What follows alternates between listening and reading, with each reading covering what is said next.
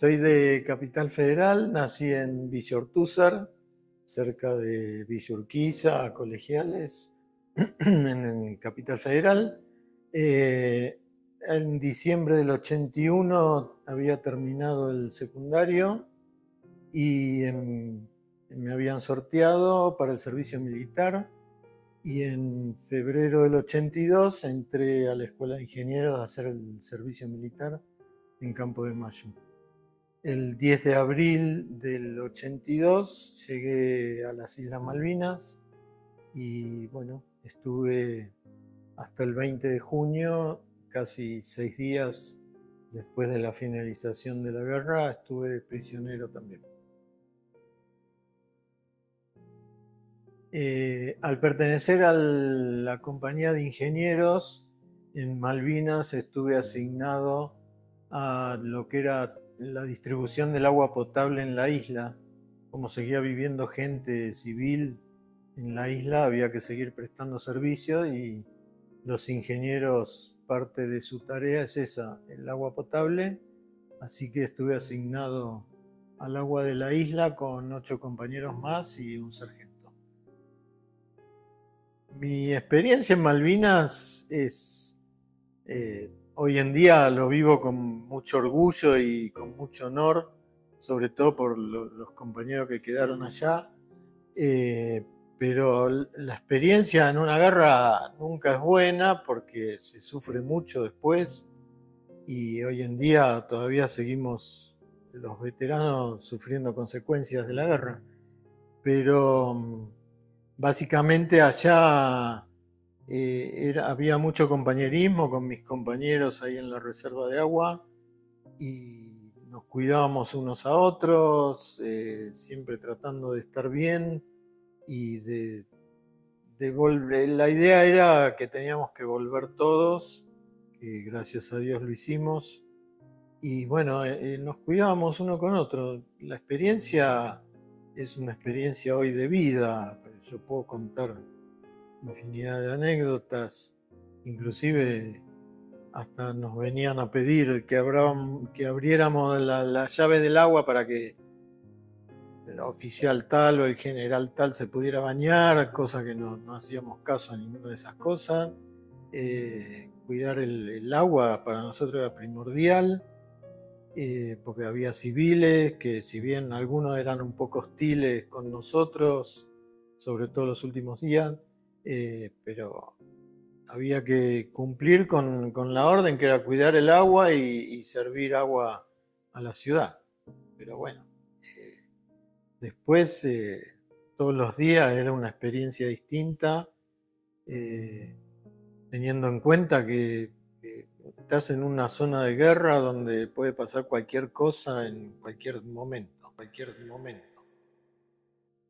Bueno, acá se ve parte de mis compañeros, el Pato Carrer, Marcelo, Adrián, Miguel y Claudio. Y acá atrás se ve parte de lo que después fue nuestra covacha, digamos, nuestro lugar donde podíamos dormir y descansar un rato y refugiarnos del frío, porque al principio dormíamos en Pozo de Zorro, pero con el clima que hay en Malvinas era imposible mantenerlo. Estos eran 4 bloques de cemento durísimo y bueno, conseguimos una masa, le abrimos una puerta, le hicimos un techo y bueno, y ahí nos acobijamos del resto de la guerra. Bueno, este es mi casco que usé toda la guerra y me lo traje, inclusive después cuando volví al continente me lo traje puesto, nunca nadie me lo pidió. Y bueno, acá lo tengo 43 años después, sigue acá conmigo. Y nada, esto era parte fundamental de nuestra existencia en Malvinas y además lo usábamos como taza. Y un día, el 25 de mayo, nos traen chocolate y para no, como la cocina venía y después se iba, para tener un poco más de reserva, servíamos el chocolate adentro del casco. Y bueno, y me lo traje puesto cuando nos toman prisioneros, yo lo tenía puesto, me lo dejé y cuando vuelvo al puerto de Malvinas para volver al continente, siempre me lo dejé puesto, nunca me lo saqué y nadie me lo pidió. Así que bueno, acá está. Hay una particularidad que yo siempre cuento en mi historia de Malvinas, que es que mi abuelo, por parte de mi papá, él participó en la Primera Guerra Mundial. No sé bien cómo, pero sé que mi papá me contaba eso. Mi papá, inmigrante italiano, participó en la Segunda Guerra Mundial. Él estuvo prisionero de los alemanes en Yugoslavia y después en Grecia, en la isla de Creta. Y cuando terminó la Segunda Guerra Mundial volvió a Italia y unos años después se afincó en Argentina. De hecho, cuando yo le cuento el día que nos dicen que vamos a Malvinas, pobre se agarraba la cabeza porque me decía, ustedes no saben lo que es estar en una guerra, no tienen noción, es una locura. Y bueno, es la anécdota de parte de la historia de mi familia. Mi abuelo en la Primera Guerra Mundial, mi viejo en la Segunda, y a mí me tocó ir a Malvinas. Después, bueno, estando en Malvinas, el tema de la comida era difícil y bueno, un día pudimos agarrar una oveja, yo no, sino Marcelo, acá está la foto. Pasó una oveja por la posición donde estábamos y Marcelo salió a correrla y bueno, el fin de la oveja fue la parrilla, obviamente. Y la foto, todos dicen cómo sacaron esa foto. La abuela a Marcelo le regala una cámara pocket el domingo antes de nosotros venir a Malvinas. Estuvimos con toda la familia, fue el domingo de Pascua. Y la abuela le regala una cámara pocket a Marcelo y Marcelo la lleva. Y bueno, todas las fotos que tenemos son gracias a él. Y bueno, pudimos tener un registro fotográfico de nuestro paso por la reserva de agua en Malvinas. En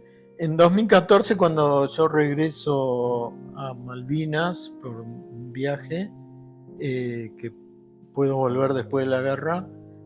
un amigo de acá, Alejandro Müller, me pide si puedo llevar una imagen del cura Brochero, una estatuita.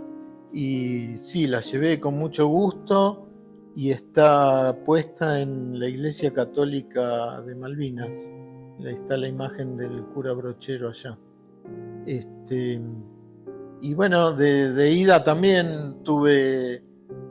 algún que otro inconveniente porque pasaba por los escáneres con la imagen del cura y todo el mundo quería saber qué era y me revisaban todo el equipaje. Y a la vuelta de ese viaje de Malvinas, como revisaban todo y yo traía tierra, que era lo que yo quería, que era un poco de tierra de donde yo había estado y de los campos de batalla y del cementerio, revisaban todo el equipaje los soldados ingleses cuando volvíamos en el aeropuerto y justo estaba por tocar mi valija y no quería que me lo saquen y me encomendé al cura Brochero y le pedí que por favor no me revisaran la valija y bueno, gracias al cura Brochero pude pasar un poco de tierra para mí sagrada de Malvinas, que la tengo acá en casa y la guardo con mucho cariño.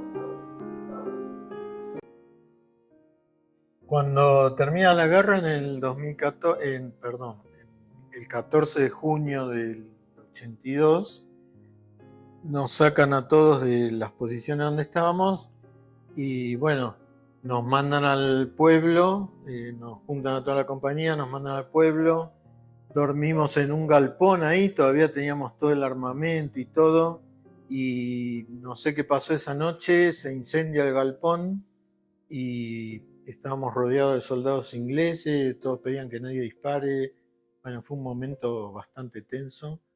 Así que, bueno, por suerte apagaron el fuego, nunca supe bien qué pasó, pero a esa madrugada ya nos mandan para el lado del aeropuerto, lo que había quedado del aeropuerto, hoy lo que sería el aeropuerto viejo de Malvinas, y nos mandan para allá y a medida que vamos pasando puestos, vamos entregando equipamiento, las armas, y bueno, el casco yo nunca lo entregué y siempre me lo dejé puesto. Y bueno, llegamos hasta el aeropuerto, ahí armamos unas carpas con mis compañeros y estuvimos 6 días hasta que empieza a llamarnos para regresar al continente. Yo vuelvo en el Bahía Paraíso, un buque hospital de aquella época, parecido al Irizar, y llego a un lugar que se llama Punta Quilla, en Chubut, y de ahí en avión al Palomar. Bueno, y de ahí del Palomar nos llevan a la escuela de suboficiales en Campo de Mayo, y como a los 3, 4 días no teníamos contacto con nuestros padres, nuestra familia no sabían que habíamos vuelto, fue todo medio a las escondidas, digamos. Y bueno, un día andando ahí por la escuela de suboficiales, me lo encuentro a mi papá, que de prepo se había metido ahí en Campo de Mayo, que le habían dicho que gente de la escuela de ingeniero había vuelto. Y bueno, lo encontré y... Perdón. Ese abrazo todavía lo siento en el alma. Es el abrazo mío de mi vida. Y creo que el de él también lo fue, ¿no? En noviembre del 2014 tengo la suerte de volver a Malvinas. Un viaje duro, digamos, por así decirlo, pero lindo, un viaje de reencuentro, de paz, no sé, de sanar heridas, si se quiere, un viaje muy lindo. De hecho, empieza cuando el avión aterriza en Malvinas y abre la puerta para que podamos bajar del avión, se me viene toda una ráfaga de viento,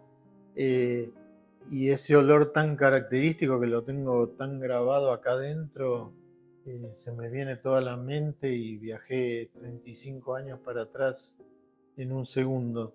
Pero fue un viaje realmente muy, muy sanador para mí. Y bueno, como parte de ese viaje yo tengo acá cartas que me había dado mi mamá cuando en 2008 yo vengo a vivir a Merlo, a San Luis, y yo sinceramente no me acuerdo. A ver, alguna capaz que habré leído, capaz que yo las traje de vuelta de Malvinas. Mi mamá las tenía guardadas, me las da cuando vengo a vivir a Merlo, y durante 6 años no las pude abrir hasta que, bueno, surge la oportunidad de ir a Malvinas, y ahí con una psicóloga pude trabajar el tema y empecé a abrir las cartas, a leerlas. Hay cartas de toda mi familia, amigos, primos, tíos, de todo, de mi padre, de mi madre, mis hermanos. La verdad que es muy conmovedor leerlo y ver cómo sufrieron ellos también el tema de la guerra, ¿no? Porque está plasmado acá, si bien está plasmado el sufrimiento de ellos, pero si bien son todas cartas de apoyo y de aliento para los que estamos en Malvinas, se nota cómo lo han sufrido ellos también.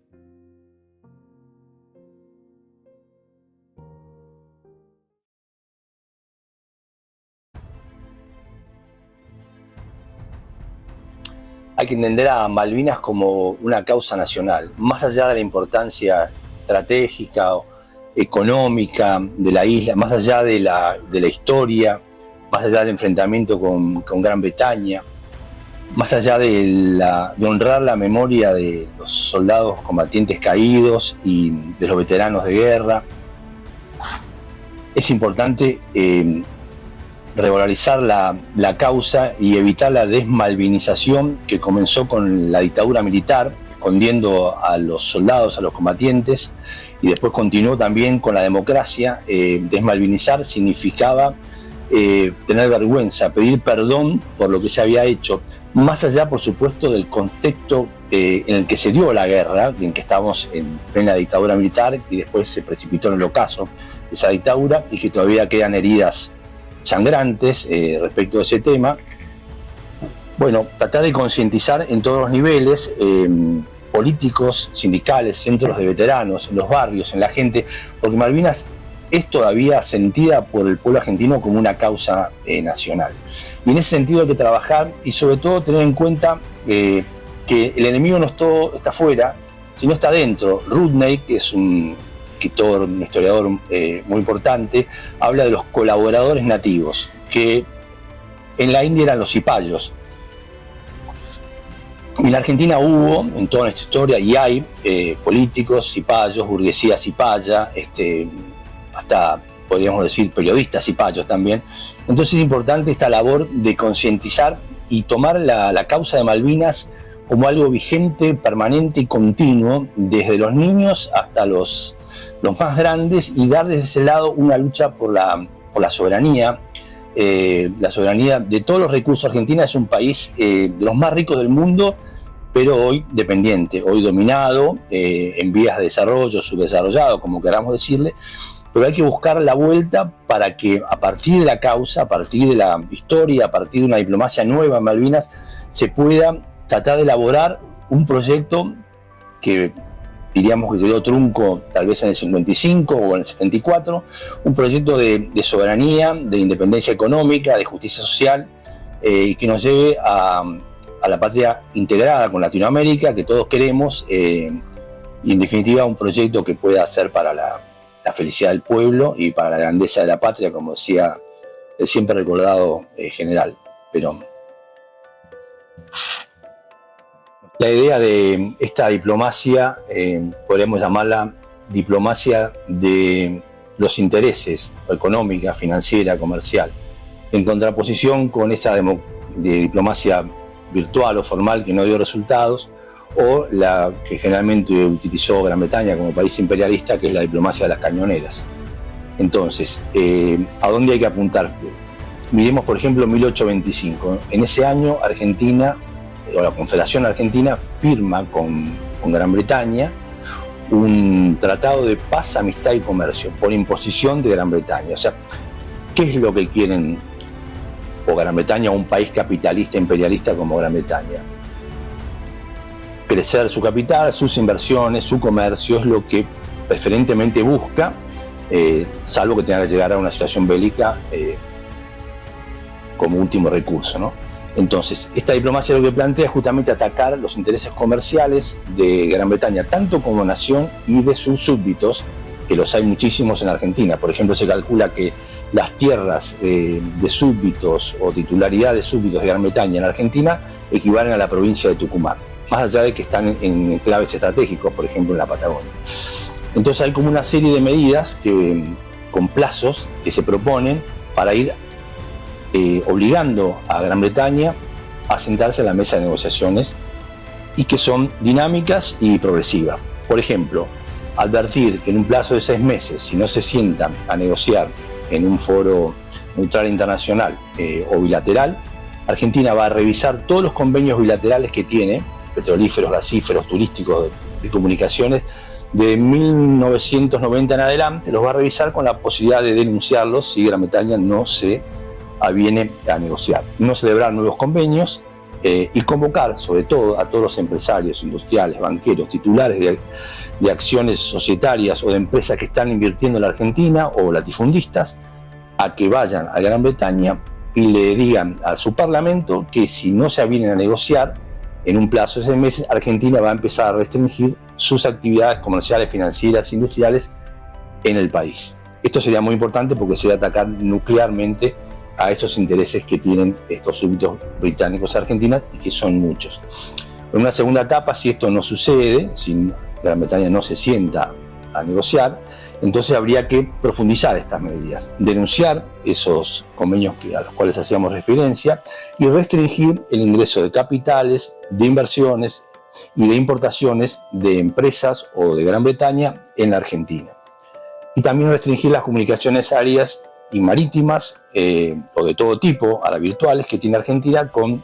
Gran Bretaña. Y suspender la posibilidad de que puedan empresas con capitales de Gran Bretaña participar en licitaciones internacionales que llame a Argentina para el tema que sean, o la explotación de minerales, lo que fuera. Si pasaran 6 meses nuevamente y Gran Bretaña siguiera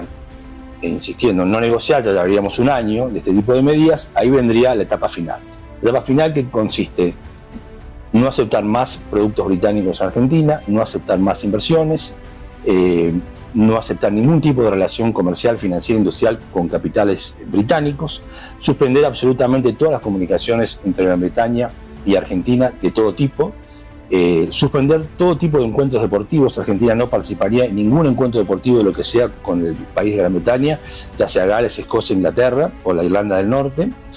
y también expulsar al embajador de Gran Bretaña, solicitar que el embajador argentino venga a nuestro país, o sea, suspender las relaciones diplomáticas con Gran Bretaña y rescindir todos los contratos, permisos, concesiones de empresas de Gran Bretaña en la Argentina, y plantear también la posibilidad de expropiar, porque confiscar no se puede, pero expropiar todas las tierras hoy en la actualidad titularidad de ciudadanos británicos en la Argentina, especialmente en la Patagonia y en las zonas fronterizas, porque también hay un tema de geopolítica muy importante ahí. El planteo del libro es tratar de generar, pensar e implementar una diplomacia diferente ante el fracaso de lo que podríamos llamar toda la diplomacia anterior, que podía ser formal, virtual, la estándar, la de los reclamos internacionales, frente a una Gran Bretaña que no se aviene a negociar de ninguna manera. Por ejemplo, en la época de Alfonsín, con el ministro Caputo, se establece lo que se llamó el paraguas de la soberanía. ¿Qué significaba el paraguas de la soberanía? No tratar el tema de Malvinas y avanzar en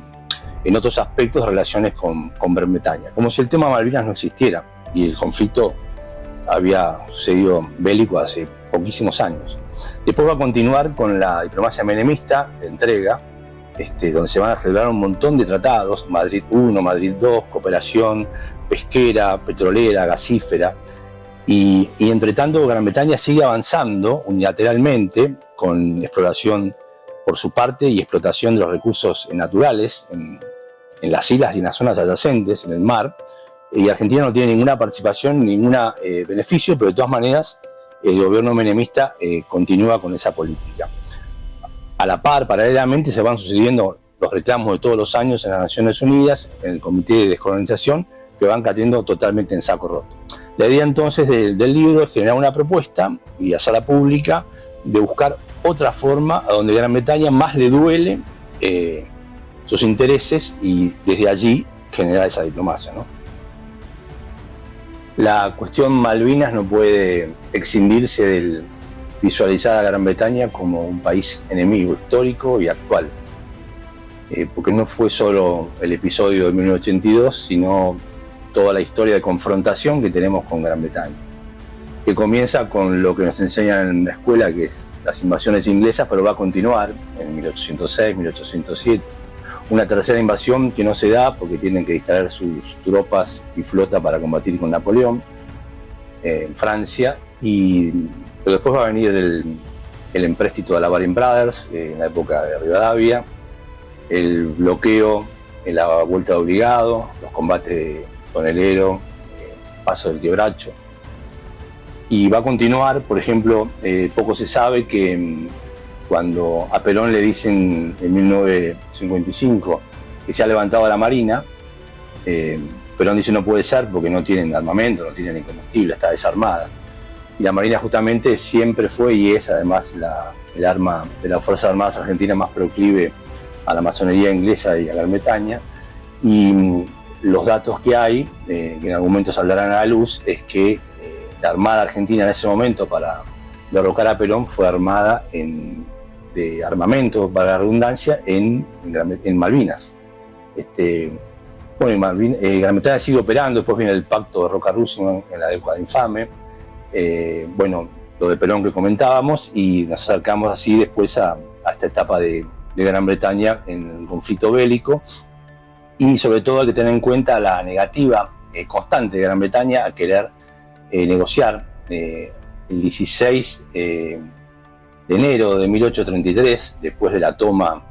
de la usurpación inglesa a las islas, ya Argentina presenta la primera nota de protesta al encargado de negocios de Gran Bretaña en Buenos Aires. La Confederación Argentina presenta esta nota de protesta y van a continuar un sinnúmero de reclamos que nunca se interrumpieron, que después van a continuar en las Naciones Unidas, en el Comité de Descolonización, con las distintas resoluciones a partir de 1960. Y Gran Bretaña nunca va a querer sentarse a negociar. ¿Por qué? Porque en realidad ellos tienen un estudio que le encargaron a un conocido historiador, geógrafo francés, que es Gaston de Bernheim, donde concluye, y esto está en el Foreign Office, que no tienen absolutamente ningún elemento para poder sentarse a negociar y defender su soberanía en las islas. Esto se agrava porque ahora, ¿qué es lo que pasa? El paso de Drake, el estrecho de Magallanes, en parte controlado por los chilenos, está creciendo cada vez más el comercio transatlántico, porque el Canal de Panamá no es un lugar seguro para el tráfico comercial, y además Gran Bretaña, además de querer controlar eso por un tema geopolítico,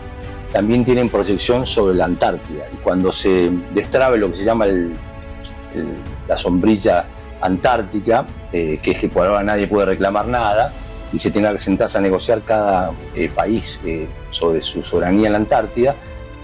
Gran Bretaña necesita tener un enclave territorial para proyectarse desde ahí a la Antártida y decir nosotros tenemos derecho. Con lo cual, cada vez se va a dificultar más esto de poder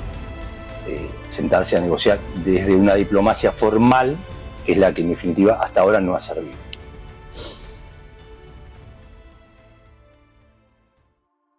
Bueno, quiero contar quién fue Juan Carlos Moreno. Juan Carlos Moreno, mi abuelo, fue un periodista muy importante en la Argentina. Él dedicó gran parte de su vida a investigar la causa de las Islas Malvinas. Juan Carlos Moreno, en 1937, fue uno de los primeros, luego de 1833, en viajar al sur, a la Antártida, a las Islas Malvinas, y se encargó de traer documentación, entrevistas, informes, y dedicó gran parte de su vida a recorrer parte de gran historia que vamos a hablar hoy sobre las Islas Malvinas. El trabajo de Juan Carlos Moreno, que la realidad es que no paró hasta los últimos días de su vida, fue una gran investigación, lectura, informes, entrevistas, recorridos, cartas nacionales e internacionales para buscar la causa de las Malvinas. Él escribió varios libros sobre las Islas Malvinas y también hizo viajes y recorridos. Una de las cosas más importantes que hizo Juan Carlos Moreno, además de fundar el Colegio Reconquista, además de hacer entrevistas a presidentes, a veteranos, de generar el Instituto de Islas Malvinas, él creó un instituto que después fue cerrado en 1983, fue promover la causa Malvinas por doquier. Por el lugar donde iba, él promovía la causa Malvinas. Él entrevistó a Firth, a presidentes, después creó un museo dentro del Colegio Reconquista, y a cada persona o a cada gobernante o en los consulados siempre preguntaba cómo venía el reclamo de las Islas Malvinas. Por eso fue una persona muy importante que muchos escritores del país y de lugares internacionales, cada vez que sacaban un libro se lo llevaban a él, cada vez que había que hacer una pregunta en los diarios se lo recurría a él, porque él estaba muy informado y además se había tomado el trabajo de hacer consultas a malvinenses que nacieron ahí, qué pensaban de la Argentina, por qué estaban tan agradecidos de los argentinos que contribuimos con ellos, no solamente en hospitales, en educación, sino que él demostraba fehacientemente con documentación por qué las Islas Malvinas son argentinas. Por eso es que Juan Carlos Moreno fue una persona y es una persona clave hoy en la causa Malvinas. La motivación de Juan Carlos Moreno fue que cuando le pagaron un viaje para investigar el sur de la Argentina,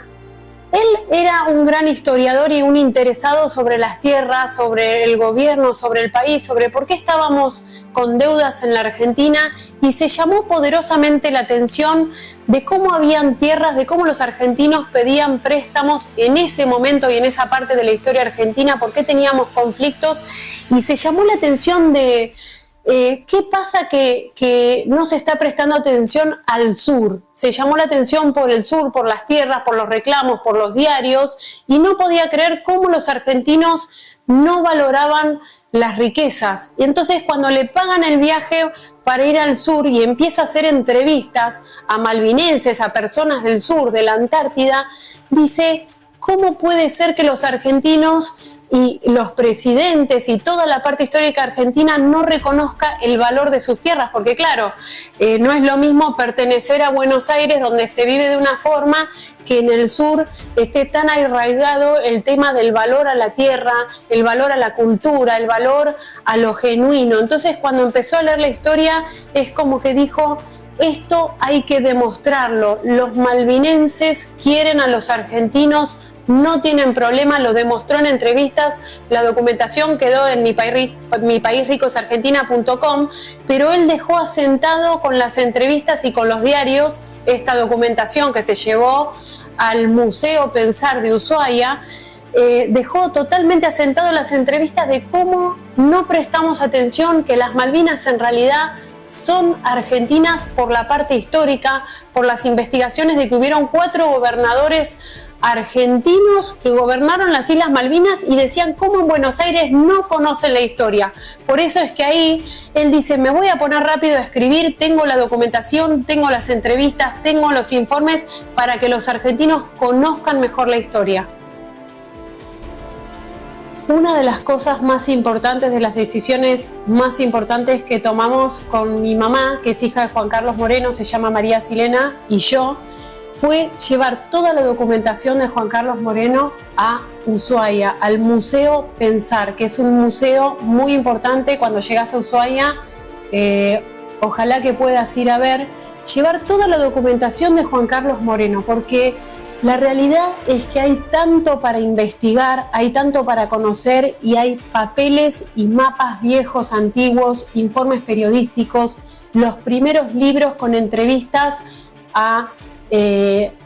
cartas que habían a Inglaterra o reclamos a Washington, informes que la verdad es que tienen mucha contundencia política e información que yo diría que es privada, pero también es pública porque es para todos, por eso está en el museo. Se tomó la decisión porque en realidad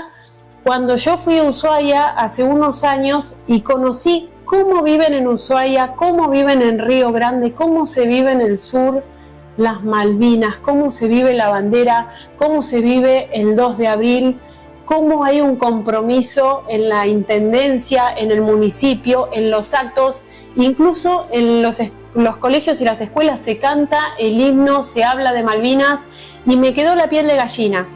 En uno de los viajes yo conocí a Luciano Moreno Calderón, que él tiene una página que promueve todo lo que es la historia de las Malvinas y va hablando día a día de si se están haciendo reclamos o no. Y cuando conocí a esa persona, que también lo conocí por las redes por su compromiso con Malvinas, y vi que tenía acceso, se me ocurrió la propuesta de dejar toda esta documentación que es importantísima para quien se dedique al tema de Malvinas, para entender por qué en 1982 se tomó posesión, porque se cumplía el derecho constitucionario, los 150 años. No fue por una soberbia política, fue porque realmente se cumplían los 150 años y había que actuar como partido. Entonces se tomó el trabajo, se documentó Y ahí es cuando se decidió, bueno, ellos van a poder cuidar esa documentación, ponerla al público, poder preservar los documentos, porque acá guardado no tenía sentido. Y la verdad es que me pareció algo lindísimo cómo lo recibieron y cómo ellos dejaron en claro que se van a ocupar de preservar y de ponerla a disposición del público. Bueno, la compilación, la reimpresión del librito Síntesis Histórica de Malvinas Argentinas, ayer y hoy, se me ocurrió hacer porque yo en la pandemia, cuando estuve revisando toda la documentación que había, cuando había largado el libro Mi Pobre País Rico, que es un libro que escribí yo, me di cuenta que habían muchas similitudes entre mi abuelo y yo del pensamiento que tenemos sobre la Argentina, sobre nuestras posibilidades, nuestros recursos, sobre entender el valor que tenemos que tener si queremos hablar de patria, si queremos cobrar los impuestos, si queremos defender una tierra o un desalojo. ¿Cómo podemos mandar a alguien a desalojar una casa y cuando va alguien a defender la causa Malvinas los ponemos de costado o los escondemos o nos da vergüenza defender lo nuestro? Y eso es porque en realidad tenemos una costumbre de salir a pedir afuera cuando lo tenemos todo adentro. En la pandemia yo pasé por un proceso muy difícil familiar, estuve con muchos cambios y bueno, cuando me puse en un momento sola a revisar, descubrí que en uno de sus trabajos, uno de los sueños de él era que el librito, la síntesis histórica de Malvinas Argentinas, que era un resumen de todas sus obras, de sus viajes, de sus diapositivas, de sus entrevistas, era que primero que estuvieran todas las escuelas, que él lo logró en algunas, con el instituto que había fundado en el Colegio Reconquista y en otras escuelas y colegios. Decía que si todos los jóvenes, si todos los adultos, si se promovía el tema de la causa Malvinas, iba a ser más rápido la recuperación y esto se iba a lograr por medio de la paz. Que si todos decíamos que las Malvinas son argentinas, no hacía falta hablar más nada porque ya habíamos logrado el acceso al puerto, ya habíamos logrado establecer de manera internacional, demostrar que cumplimos hasta con el derecho constitucionario los 150 años y así todo esperamos en paz. No pasamos los límites internacionales, cumplimos con las cartas, entonces decía, ya no hay más nada que hacer, que todos tengan el librito, que todos lo lean. Y cuando leí esto, se me conmovió todo y dije, esto no puede quedar lleno de polvo, guardado en cajas, lo voy a reimprimir y ahora se lo llevo a cada veterano como regalo, como obsequio de Mi País Rico es Argentina, que es mi logo, es lo que yo creé, que doy educación financiera y que le enseño a todos que tenemos el poder de crecer y crear, y se lo obsequio a los veteranos. Y bueno, y hoy esto lo quiero ofrecer en las escuelas, el librito. Bueno, hoy mi legado es transmitir la historia de Malvinas, pero llevarlo a la realidad, a lo palpable, a lo vigente. El librito Síntesis Histórica de Malvinas Argentinas se lo obsequio a cada veterano defensor de Malvinas. Para mí es un regalo, es un legado que tengo que hacer y que le pido a las instituciones, si voy a dar una charla de educación financiera, que lo promuevan al librito. Y tener una entrevista con los veteranos también es un legado, para mí es lo que hoy quiero hacer. Yo si tengo una entrevista con un veterano lo comparto en mi canal Mi País Rico es Argentina, en Instagram o en la página, les llevo un librito y les agradezco por el valor. Y así como hablo de la riqueza argentina, de los valores, de la cultura, del capital humano que tenemos los argentinos, de los recursos, porque los argentinos tenemos todo, pero si no valoramos los veteranos hoy y seguimos hablando de San Martín, seguimos esperando a levantar la bandera el 9 de julio y hoy tenemos los veteranos que nos defendieron, es como que siento que de verdad no estamos actuando. Y creo que una manera hoy, o por lo menos mi compromiso hoy, es seguir compartiendo la causa Malvinas como pueda, como sea, empujando los proyectos. Si veo un veterano, le llevo contactos porque quieren hablar. Si hay familias de veteranos que no hablaron nunca, que se impulsen. Si alguien conoce un veterano, le corresponde uno de estos libritos. Y si se puede impulsar en las escuelas, mejor. Ese es mi camino hoy, seguir defendiendo que las Malvinas realmente sean argentinas, como dicen los veteranos, como dicen muchos argentinos hoy,